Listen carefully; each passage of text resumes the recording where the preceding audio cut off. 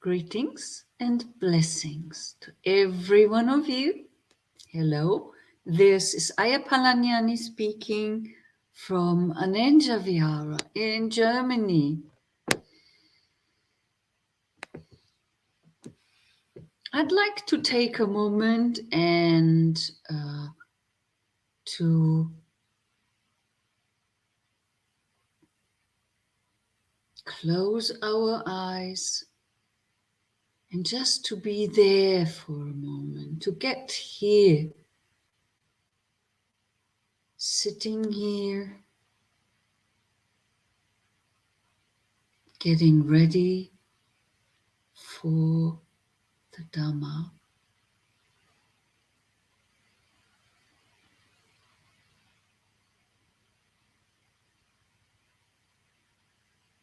Just breathing in and out.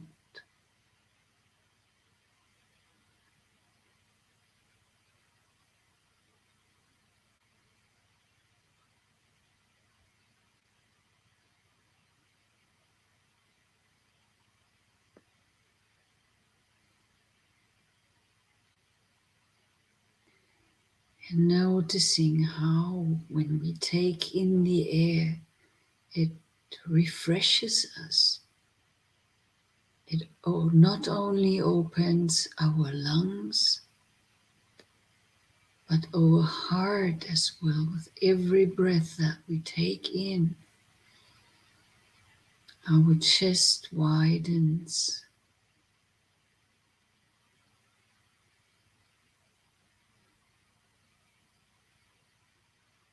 and opens. And whenever we let the breath out again, we also release tension, so that in the end we sit there upright and relaxed, ready to listen to the Dhamma.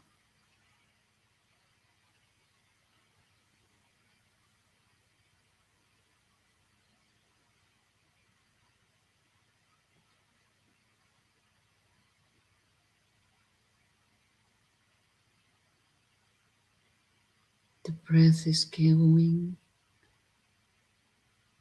in and out of our body.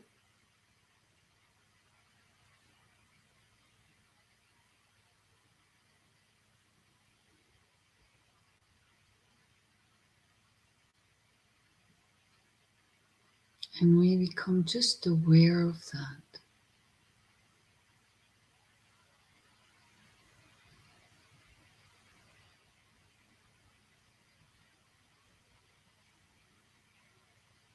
How in soft waves the breath is moving us. And the movement is giving a massage to our organs, and is in fact really opening up our heart. And with the open heart, we also have an open mind.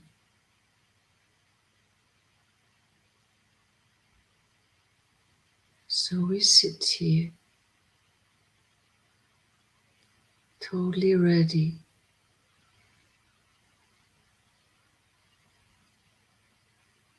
totally open, upright, relaxed.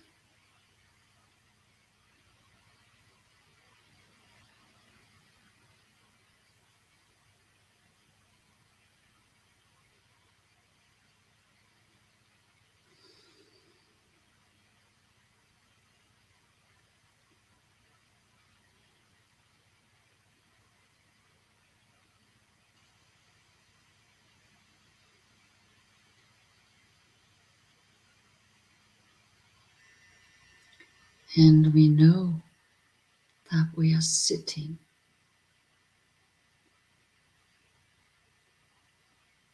We leave the breath for the moment and it just goes in and out as it did before.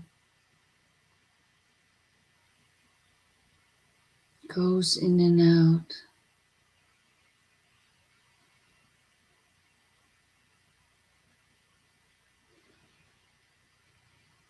And we become aware of our sitting. Whether we sit on a chair or cross-legged on the floor.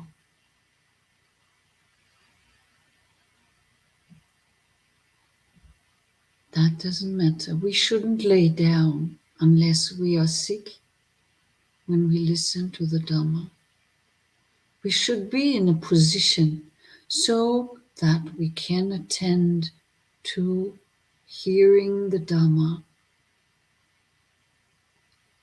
The Dhamma is not something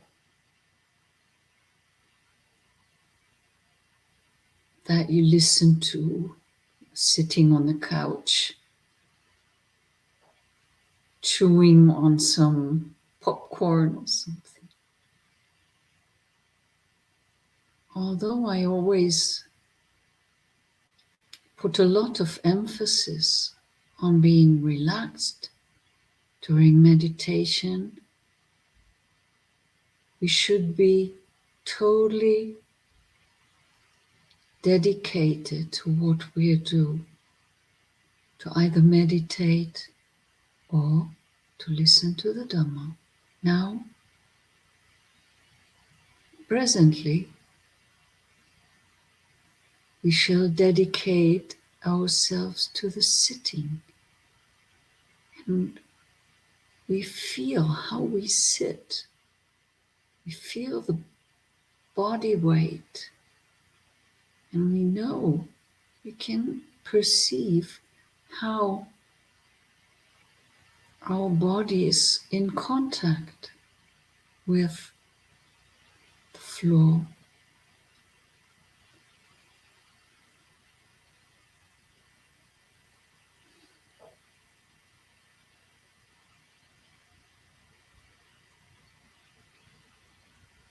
Am I knowing this? As with the breath, we are with observing the body as the body in the Satipatthana number 1, sitting. You just keep sitting, and I will start talking.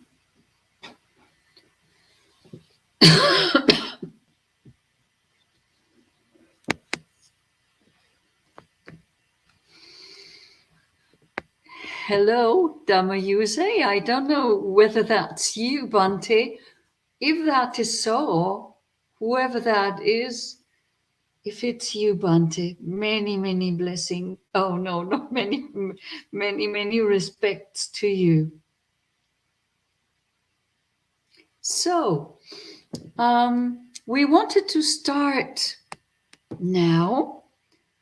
And I wrote in the beginning that if there are no questions, then we would just straight away start with the sutta, with one sutta I find very interesting, namely that is Samyutta Nikaya number 12.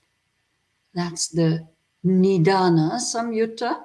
And there it is, the sutta number 17. And it's the Achela Kassapa Sutta, or the, I don't know exactly how it's called. Let me check. The Naked Ascetic Kassapa. So first I will read it to you. And it being in the Nidana Samyutta means that it is about what? About the dependent origination. And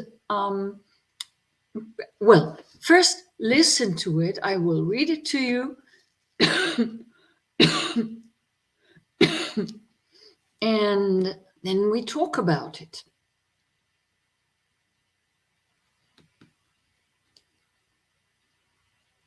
Samyutta Nikaya 12:17, the naked ascetic Kassapa, in the translation of Bhikkhu Bodhi. Thus have I heard. On one occasion, the Blessed One was dwelling at Rajagaha in the bamboo grove, the squirrel sanctuary. Then, in the morning, the Blessed One dressed and, taking bowl and robe, entered Rajagaha for alms. The naked ascetic Kassapa saw the Blessed One coming in a distance. Having seen him, he approached the Blessed One and exchanged greetings with him. When they had concluded their greetings and cordial talk, he stood to one side and said to him, "We would like to ask Master Gotama about a certain point, if he would grant us the favor of answering our question." "This is not the right time for a question, Kassapa. We have entered among the houses." A second time and a third time, the naked ascetic Kassapa said to the Blessed One, "We would like to ask Master Gotama about a certain point. If he would grant us the favor of answering our question."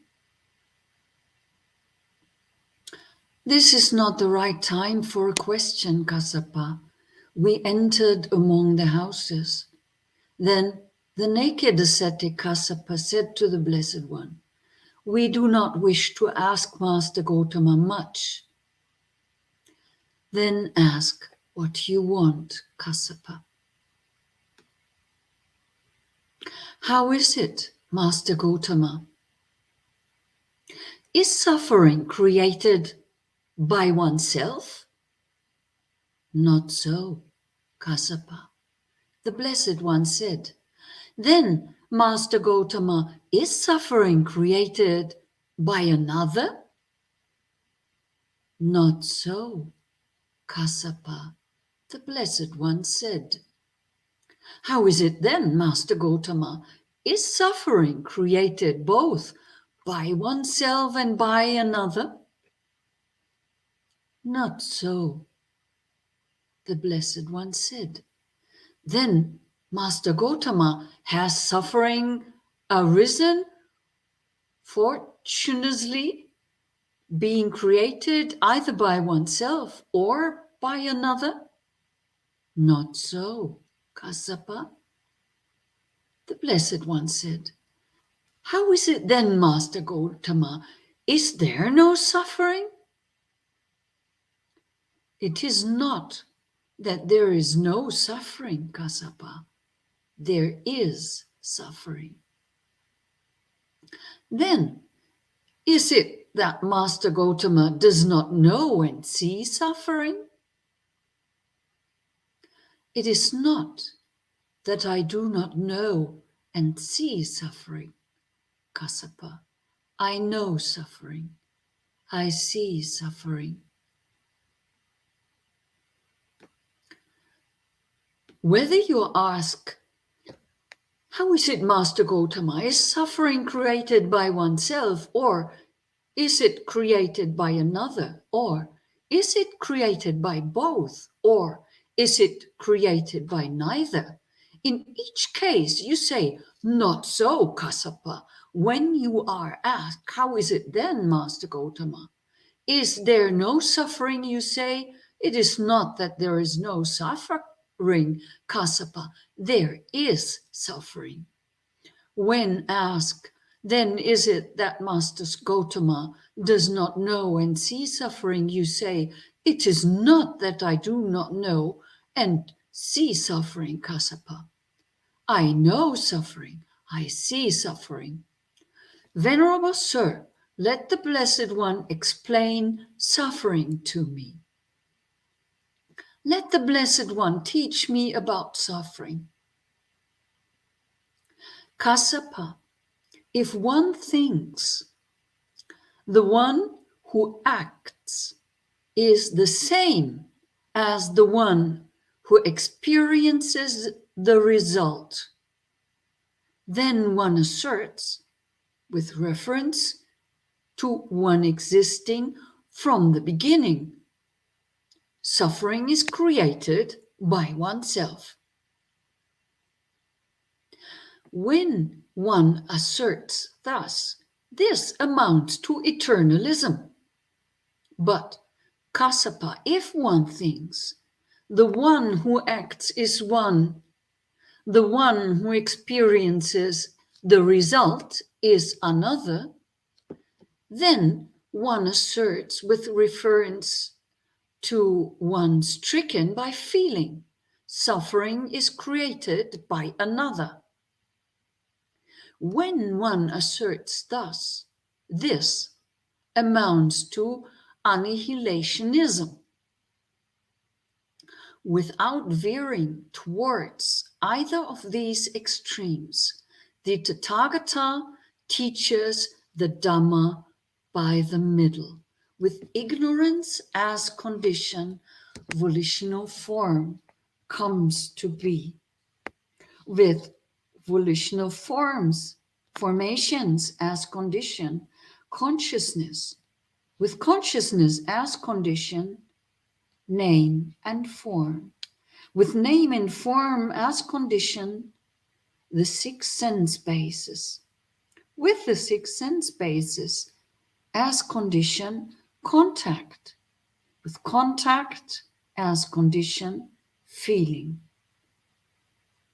With feeling as condition, craving. With craving as condition, clinging. With clinging as condition, existence. With existence as condition, birth. With birth as condition, aging and death, sorrow, lamentation, pain, displeasure, and despair come to be. Such is the origin of this whole mass of suffering.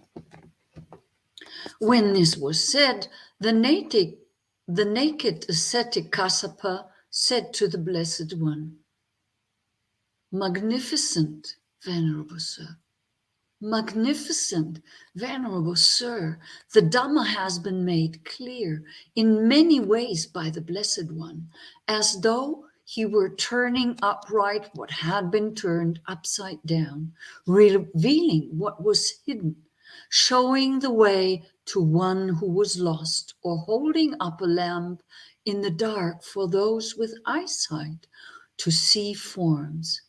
I go for refuge to the Blessed One, and to the Dhamma, and to the Bhikkhu Sangha. May I receive the going forth under the Blessed One. May I receive the higher ordination." Kassapa, one formerly belonging to another sect, who desires the going forth and the higher ordination in this Dhamma and discipline, lives on prohibition for 4 months. At the end of the 4 months, if the bhikkhus are satisfied with him, they may, if they wish, give him the going forth and the higher ordination to the state of a bhikkhu. But individual differences are recognized by me. If, Venerable Sir, one formerly belonging to another sect, who desires the going forth and the higher ordination in this Dhamma and discipline, lives on prohibition for 4 months, and if at the end of the 4 months the bhikkhus, being satisfied with him, may they wish give him the going forth and the higher ordination to the state of a bhikkhu, then I will live on prohibition for 4 years. At the end of the 4 years, if the bhikkhus are satisfied with me, let them if they wish, give me the going forth and the higher ordination to the state of a bhikkhu. Then the naked ascetic Kassapa received the going forth under the Blessed One, and he received the higher ordination, and soon, not long after, his higher ordination, dwelling alone, withdrawn, diligent, ardent, and resolute. The Venerable Kassapa, by realizing it for himself with direct knowledge, in this very life, entered and dwelt in that unsurpassed goal of the holy life, for the sake of which clansmen rightly go forth from the household life into homelessness. He directly knew, destroyed his birth. The holy life has been lived. What had to be done has been done. There is no more for this state of being. And the Venerable Kassapa became one of the Arahants. So, this wonderful, wonderful sutta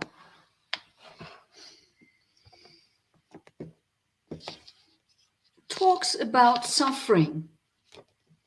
And then the Buddha starts about talking about the dependent origination. But I would really for a moment bring our attention to that suffering. You know, we seem to know, we seem to understand what suffering is. But we need to ask ourselves, do we really do that? Do we really know and see suffering as the Buddha did when he said, I know suffering, I see suffering? I don't think so. I remember times when I was young, I was kind of 19-ish, and I was in first contact with the suttas. And I read the suttas like I loved them, but there was so much that I couldn't understand. And one of the things I couldn't understand was the concept of suffering. I didn't want to see that. I didn't want to. At the age of 19, and even much, much later, I didn't want to. I wanted to be happy. And I wanted to look in the worldly things where that happiness is, where this happiness can be found. And I was absolutely not ready to understand that it is not found in the worldly things. So, and whenever I speak about people with suffering, with people about suffering, then it occurs to me, no, there is not so much the readiness of the heart to accept suffering, to accept the concept of suffering, to really understand and let into heart and mind, and let the heart and mind be drenched by the understanding that there is in fact suffering, and that we need to let go of all what we cling and that we crave for in order to get away from that suffering. For us, it is more that when we have to renounce something, when we are forced to give up something, when nekama is enforced on us, and we really have to give up something or be when we need to, yeah, to be not clinging so much to our beloved things, then something is revolting, then something is averse, then something it makes us believe, makes us think that we don't want to.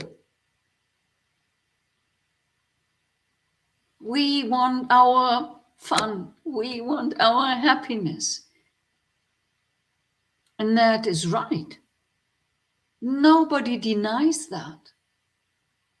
We can want that, but we must understand first where it comes from and then the way to really achieve it.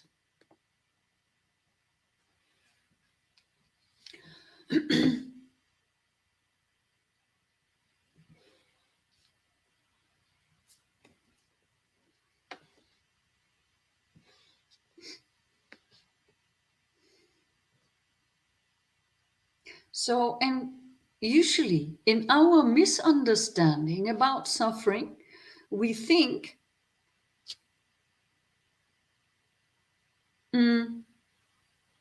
we create maybe suffering, or in some belief systems, you are born as a sinner and there is no way then you can get out of that. You, you basically have no chance whatsoever to get out. So, and we grow up thinking, it's my fault. I'm the culprit. I'm culpable. I'm doing it all wrong, maybe.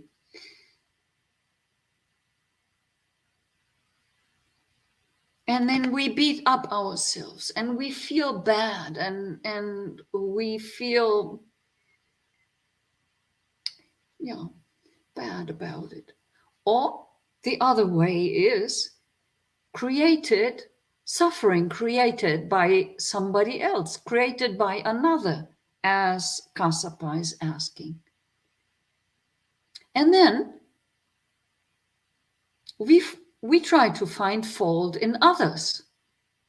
Then we do not look our direction, but we try to find the fault in other people, or in the circumstances, or in a system, or wherever we look. We try to find fault. And as the Buddha said, these two views lead us very, very far away from the truth.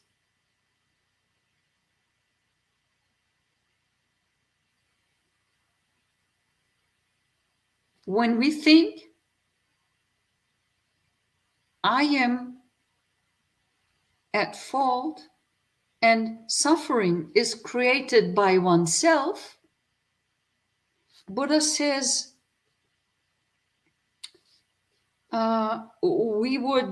this would end in eternalism. And that is really what happens if you look at other religions, no? So things come out and appear to be eternal, like eternally at fault, for example. No way out of it.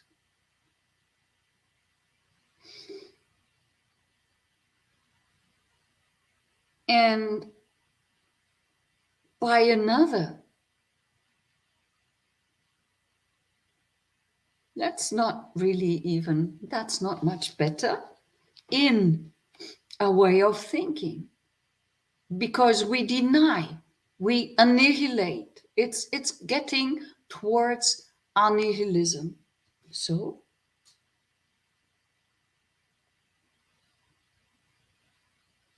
to understand suffering, dukkha.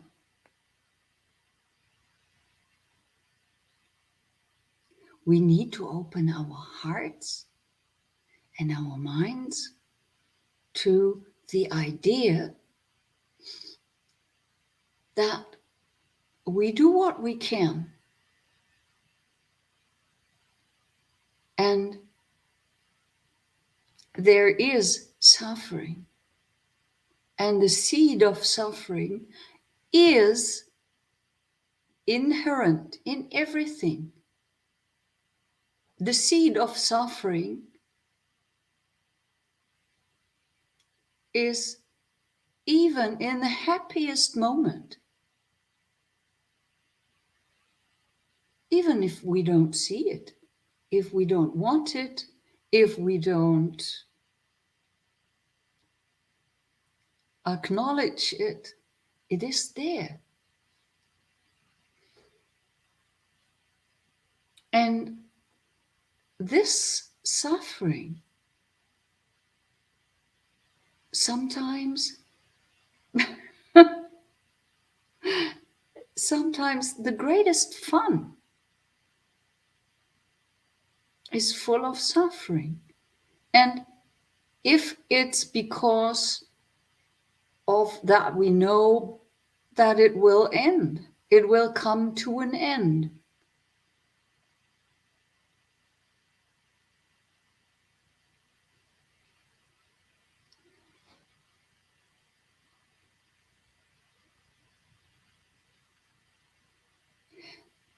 So how, if nobody creates it? So if it's not created by oneself, and if it is not created by another, and if it's neither created by oneself and another, nor it is arising fortunate, this word, fortuitously.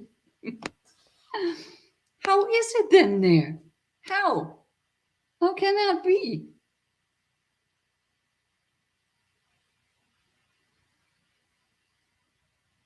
We think almost it's not possible. If it's nobody's fault, how then can there be suffering?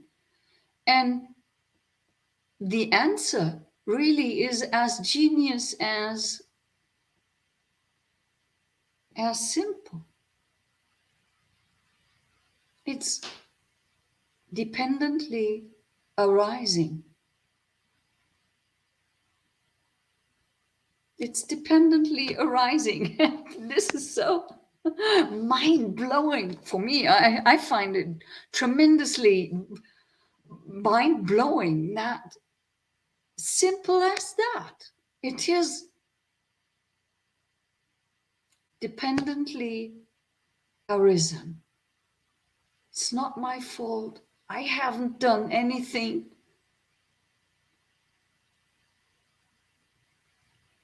It's not your fault. It just arises because the conditions are given. And by what? By what are the conditions given? By birth.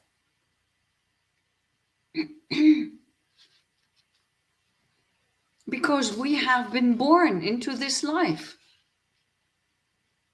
This existence as it is suffering, even if we find it funny, if we find it amusing, or if there is happiness. But as long as we crave for the smaller happiness and not for the great happiness, we're in the trap. And this cycle of dependent origination will, with us or with anybody, repeat itself. So we're in a trap. And the only way out of that trap would be to at some point step in and do what?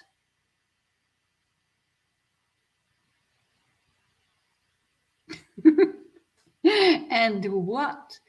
To practice in a way so that we can eliminate the beginning of it. The beginning of the dependent origination is avidya, the not knowing, the not understanding. And we try to develop vidya, the opposite, knowing. We try to ignorance. Dawn is pointing out ignorance. Yes, that is one word that is used for ignorance.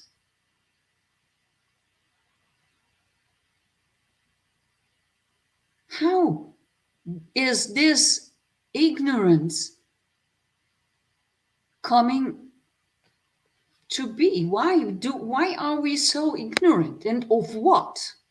We are ignorant of the Four Noble Truths. Ignorant of the causes for suffering, namely that craving. And that craving is actually part of the chain of the dependent origination. This same thing occurs in the Four Noble Truths as an explanation why suffering arises. And it occurs again in the dependent origination for the same reason.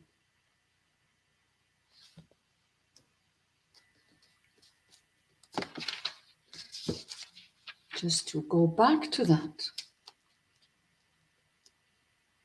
With feeling as a condition, craving comes to be. And with craving as a condition, clinging comes to be.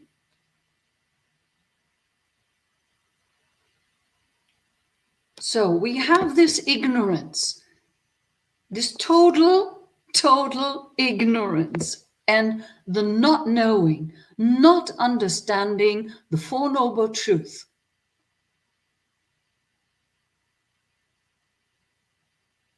Not knowing the causes for us being in so much suffering, and not knowing the way out.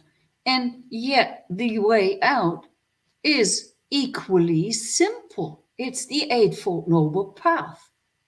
It's not simple to be walked and lived. That is a very quite challenging thing to do, to live, but easy to understand that this really is the way out.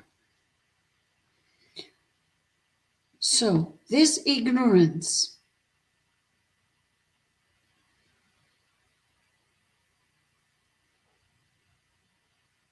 is cause for volitional formations.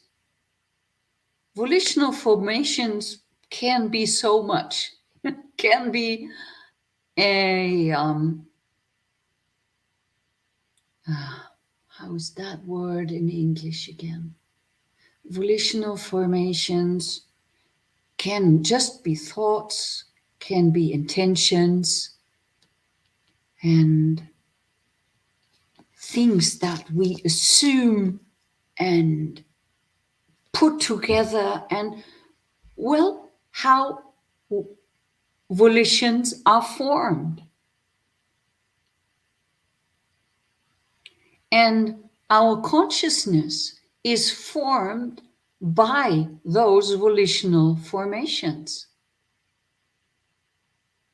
If my volitional formations are always in the same way, my way of thinking, my way of being becomes a habit. And this habit will have an impact on my consciousness. It will have an impact on how I perceive and know things, how I understand things. If I think the other one is at fault, if I think that continuously,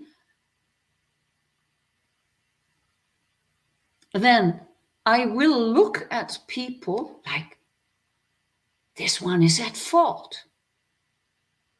And my whole consciousness, my whole being, my whole body and mind will be in a way towards myself and towards other beings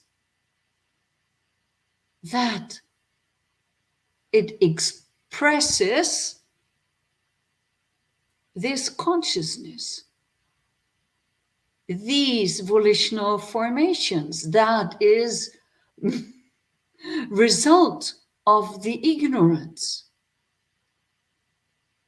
So then I have those 6 sense doors: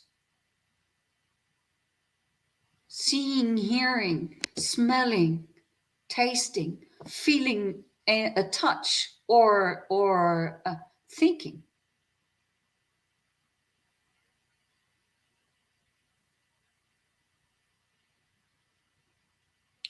And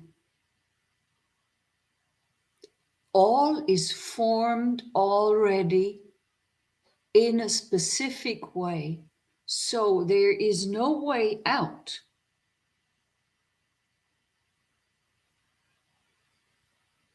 That when I perceive, when I see, for example, something, and I believe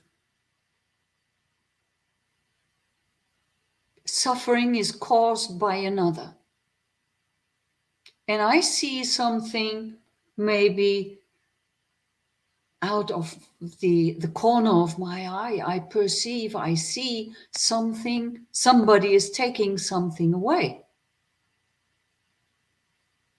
Then my mind starts assuming this person is stealing, and or they search whatever against me, or let's assume I would think this person is stealing. Then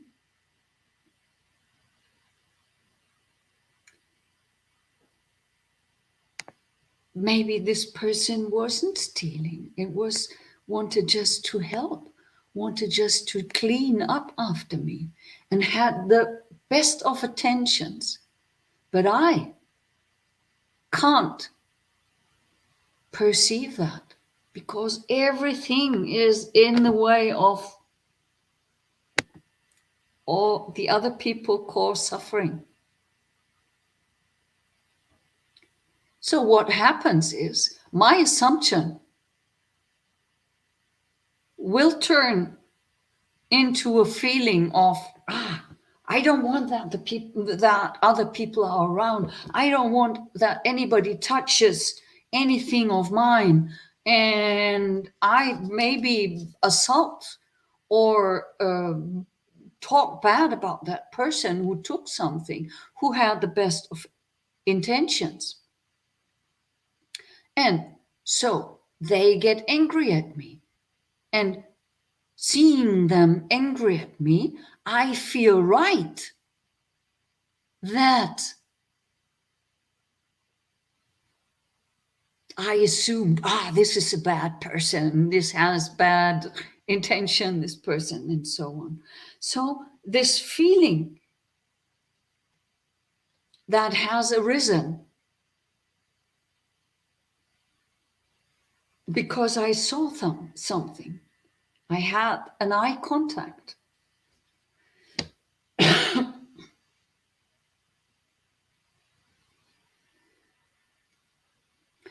Makes me crave to what I know, to what I think.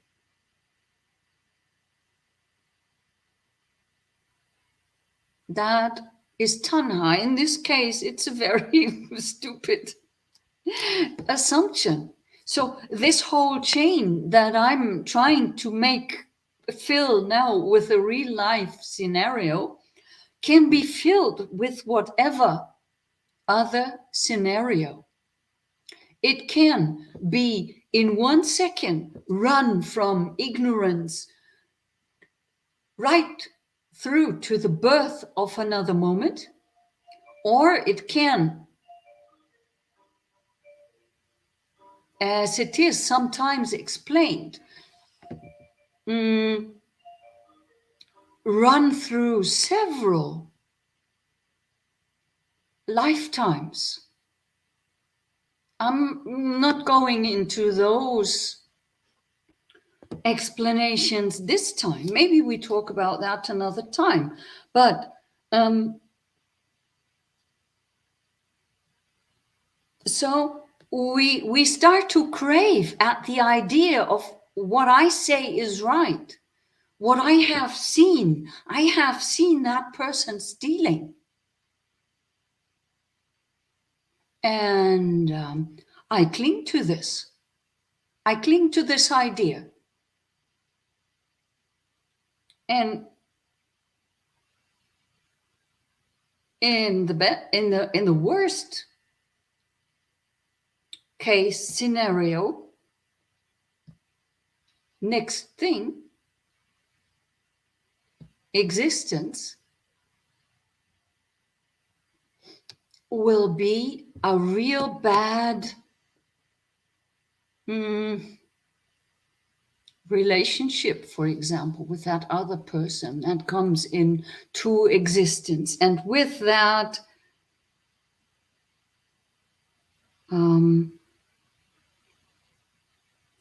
aging, death, sorrow, lamentation, pain, displeasure, and despair.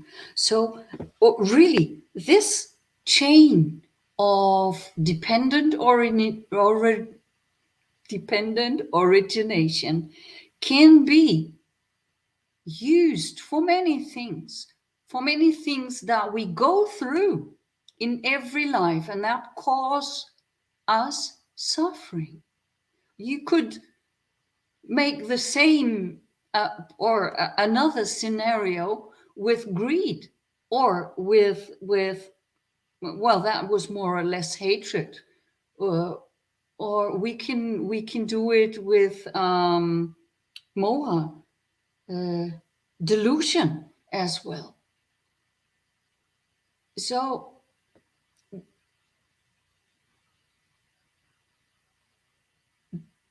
this,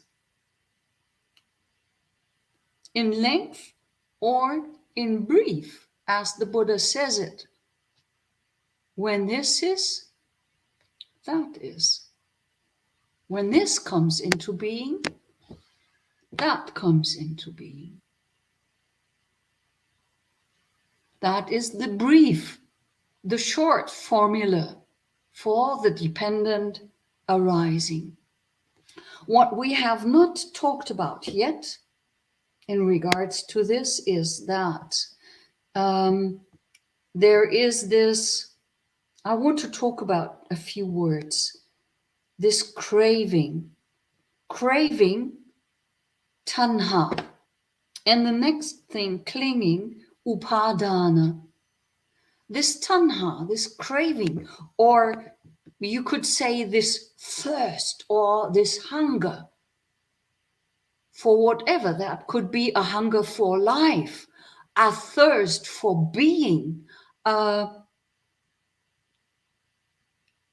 craving for being right, a craving for an obsession that we have, or just a craving for some food, whatever that is. Tanha is the cause of suffering. There, it's kind of where we could change it. we could try to loosen and let go of that craving and like open our hearts. Right, John, craving for things we don't want either. That too. So whether that is wanting or disliking, so being averse, that is regardless. This is that thirst either to have it or to not have it. And this leads to holding on what there is. Our ideas, our things, our assumptions, our views, whatever we have given rise to, that we have been craving for, and then we cling to it. And then the next word would be here, existence. Sometimes it's translated as being.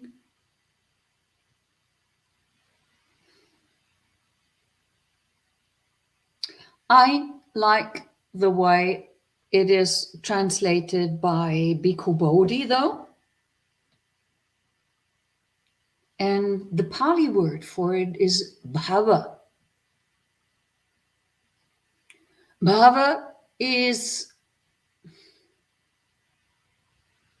it comes from a very, very broad syllable, bhu, if I'm right. I'm not a Pali expert, but everything that is created about existing, about being, has that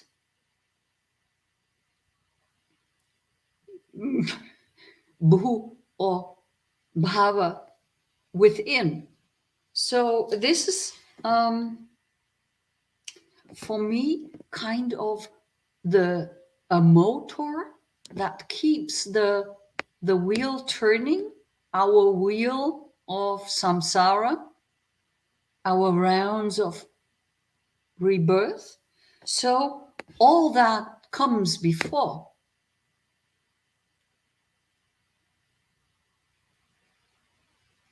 Up to the craving and the clinging.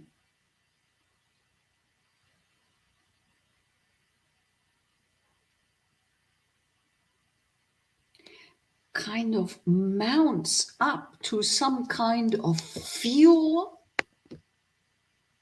that keeps the wheel turning, that keeps the existent. Bhava is becoming, yes, being.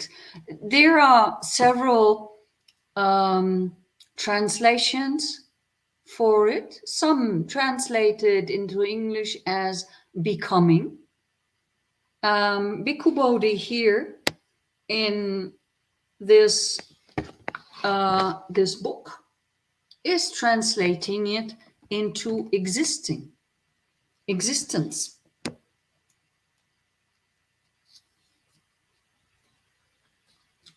And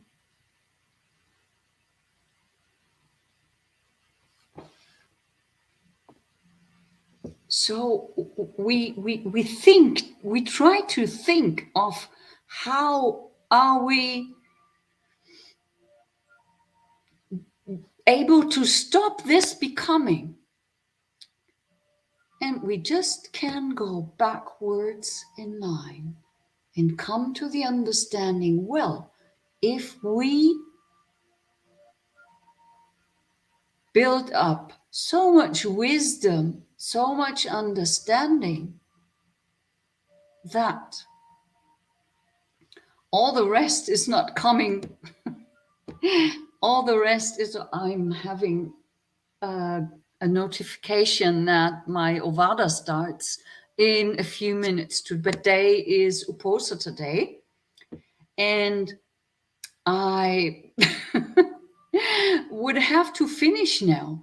And yes, will receive humbly my own teaching, not my own teaching, but will receive teaching as a bhikkhuni, because today is Uposatha Day. So I send a lot of blessings to you, many, many blessings. Be well, be safe, and all the best to you. Bye-bye. See you next week.